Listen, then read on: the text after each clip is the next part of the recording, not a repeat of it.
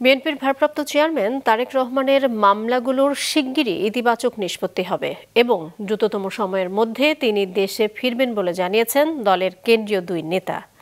জানুয়ারির প্রথম সপ্তাহে তার দেশে ফেরার সম্ভাবনার কথা জানা গেছে। রিপোর্ট করছেন হাসনাইন তানভীর।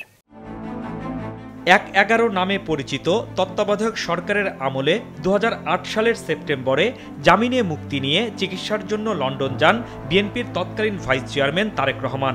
সেই থেকে তিনি সেখানে অবস্থান করছেন। ছাত্র জনতার গণ অভ্যুত্থানের মুখে ৫ আগস্ট আওয়ামী লীগ সরকারের পতনের পর তারেক রহমানের দেশে ফেরার রাজনৈতিক বাধা দূর হয়। তিনি কবে ফিরবেন, এক্ষেত্রে আর কোনো বাধা আছে কিনা এ নিয়ে দলীয় নেতাকর্মীদের পাশাপাশি রাজনৈতিক অঙ্গনেও রয়েছে আলোচনা। বিএনপির তথ্য বলছে ১/১১ সরকারের আমল থেকে আওয়ামী লীগ আমল পর্যন্ত তারেক রহমানের বিরুদ্ধে অন্তত ৮৪টি মামলা হয়। এর মধ্যে ৫টিতে দণ্ড হয় তার, আর খারিজ, খালাস ও অব্যাহতি পেয়েছেন অন্তত ৩৯টি মামলায়। গতকাল ২১শে আগস্ট গ্রেনেড হামলা মামলায় খালাস পেয়েছেন তিনি। এখনও যে ৪টি মামলায় তারেক রহমানের সাজা হয়েছে তার একটি মানি লন্ডারিং। এ মামলায় হাইকোর্টে তার ৭ বছরের কারাদণ্ড হয়।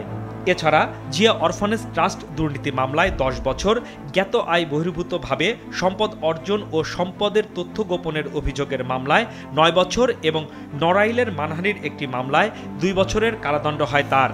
বিএনপির আইন বিষয়ক সম্পাদক কায়সার কামাল আশা করছেন এ ৪ মামলাতেও ন্যায় বিচার পাবেন তারেক রহমান। 111-এর মামলাগুলো শেখ হাসিনা তার নিজের মতো করে শেষ করে নিয়েছেন, তুলে নিয়েছেন। বাট এইখানে কিন্তু বিএনপি এবং আওয়ামী লীগের ব্যবধান। জনাব তারেক রহমান সাহেব চাচ্ছেন ওনার প্রত্যেকটা মামলাই আইনগত পদক্ষেপ নেওয়ার মাধ্যমে নিষ্পত্তি হোক। বিএনপির স্থায়ী কমিটির সদস্য আমির খসরু মাহমুদ চৌধুরী ও হাফিজ উদ্দিন বলছেন, গ্রেনেড হামলা মামলায় খালাসের মধ্য দিয়ে তারেক রহমানের দেশে ফেরার পথ অনেকটাই খুলেছে। বাকি মামলাগুলোর নিষ্পত্তি শেষে দ্রুততম সময়ের মধ্যে দেশে ফিরবেন তিনি। উনি ডিউ প্রসেস অফ লর মাধ্যমে ওনার সব মামলাগুলো খালাস করে দেশে আসবেন। নতুন বছরের প্রত্যাশা করতেই পারে শুরু। আশা করি সবাই তো দেশের মানুষ তো ওনার অপেক্ষায় আছে।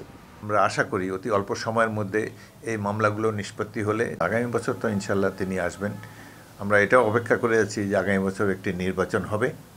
বিএনপির নির্ভরযোগ্য একটি সূত্র আভাস দিচ্ছে, নতুন বছরের শুরুতে জানুয়ারির প্রথম সপ্তাহে দেশে ফিরতে পারেন এখন দলের কার্যকারী প্রধান নেতা তারেক রহমান। আমাদের জনজীবনে হাসনাইন তানভীর, মাছরাঙা সংবাদ, ঢাকা। এর মধ্যে যুক্ত করাটা